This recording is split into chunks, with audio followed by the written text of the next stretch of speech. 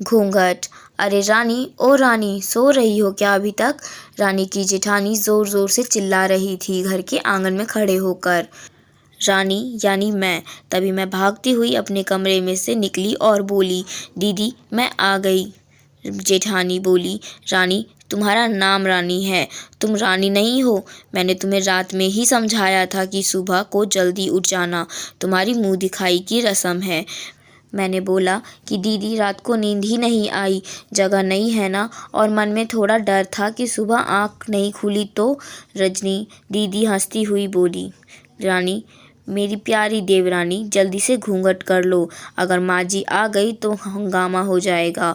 मैंने घूंघट किया ही था कि तभी माँ जी वहाँ आ गई और कड़कड़ाती आवाज़ में बोली, चलो अब क्या यहीं गपशप मारती रहोगी तुम दोनों? हमने चलना शुरू ही किया था तभी माँ जी ने रजनी दीदी के कंधे पर हाथ रखा और बोली, पता है ना कहाँ से जाना है और कैसे जाना है? माँ जी ने बोला कि जब भी कोई बड़ा तुम्हारे सामने खड़ा हो तो हमेशा घूंघट में रहना और कम से कम अपने बड़ों के सामने आने और बिना घूंघट के तो कभी नहीं। रजनी दीदी कुछ बोली ही नहीं, बस अपना सिर हिलाकर हाँ बोल दिया। मैंने भी बस अपना सर हाँ में हिलाया और माँ जी के जाने के बाद मैंने पूछा, रजनी दीदी आप तो स्कॉलर हो ना, इन सब चीज़ों को कैसे निभाते हो? रजनी दीदी मुस्कुराई और बोली कि मैं थारे जेठ से बहुत प्यार करती हूँ, इसलिए अभी तक चुपचाप सब चीज़ें निभा रही हूँ। मैं कुछ नहीं बोली और चुपचाप रजनी दीदी के साथ घर के बाहर वाले कमरे में जाकर बैठ गई। वहाँ पर एक पड़ोस की आंटी जी बैठी हुई थी। वो बोली कि यह कैसे बहू आई है, ससुर जी सामने खड़े हैं और ये यहाँ बैठी है, मुझे कुछ समझ ही नहीं आया।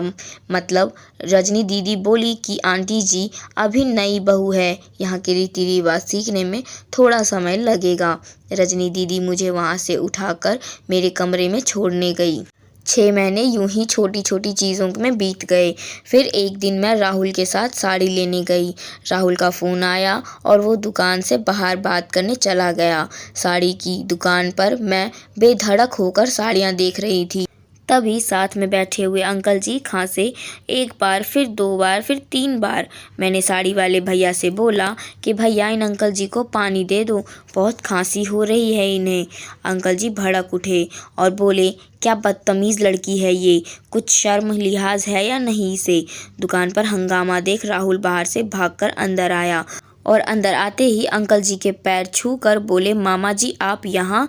मैं घबरा के दुकान से बाहर निकल आई, एक लंबा घूंघट करके साड़ी में बैठ गई। राहुल बाहर आया और गाड़ी में बैठकर गाड़ी बहुत तेज़ चलाने लगा। मैंने धीमी आवाज़ में बोला, गाड़ी बहुत तेज़ चला रहे हो, कहीं एक्सीडेंट ना हो जाए। हम घर पहुँचे ही थे तभी माँ जी ज़ोर ज़ोर से चिल्लाते हुए बाहर आई, देखो आ गई ये रानी साहिबा, ख़ानदान की इज्जत मिट्टी में मिलाकर। तभी रजनी दीदी आई और बोली, माँ जी मेरी शादी को 6 साल हो गए हैं, मैं अभी तक मामा जी को नहीं जानती, ये कैसे जानेगी? माँ जी ज़ोर से चिल्लाई, देखो कैसे चपड़ चपड़ जवान चल रही है इस रजनी की। तभी राहुल सबकी बात काटते हुए बोले कि माँ ये दोनों सही बोल रही हैं, अगर ये हमेशा घूंघट करके रहती हैं तो ये मामा जी को कैसे पहचानेंगी? और माँ आज मामा जी के फ़ोन पर तुमने पूरे घर की शांति को भंग कर दिया है। ये वो ही समाज है जिसमें सीता मैया पर उंगली उठाई थी। पिताजी और जेठ जी ने भी अपना पक्ष राहुल के साथ ही रखा। माँ जी थोड़ी देर सोचने के बाद वापस रजनी दीदी और मेरे पास आई और बोली, तुम दोनों को अपनी मर्यादा पता है, मुझे उम्मीद है कि तुम कभी भी मेरा सिर शर्म से नीचे नहीं झुकने दोगी। हम एक ही परिवार के सदस्य हैं, हमें हमेशा साथ रहना है, अच्छा वक्त हो या बुरा वक्त, हर सदस्य को अपनी मर्यादा पता है। माँ जी ने मुझे और रजनी दीदी को गले लगा लिया। तो दोस्तों इस कहानी से आपको कुछ ना कुछ सीख ज़रूर मिली होगी। उम्मीद करती हूँ आपको वीडियो पसंद आई होगी। तो मिलते हैं अगली वीडियो में अगली नई कहानी के साथ।